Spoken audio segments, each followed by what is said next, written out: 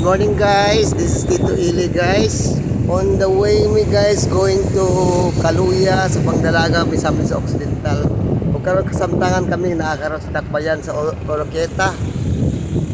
Ito makita guys, muna ang syudad sa Oroqueta.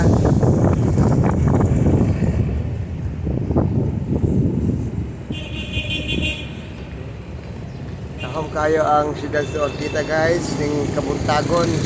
Tingnan ni ang sitwasyon sa ilang trapiko diri sa Dakbayan sa Oroqueta ning Tacna. So kami diri may moagi sa Provincial Hospital dapat ayon mi sa Kaluya sa Pangdalaga, Misamis Occidental guys.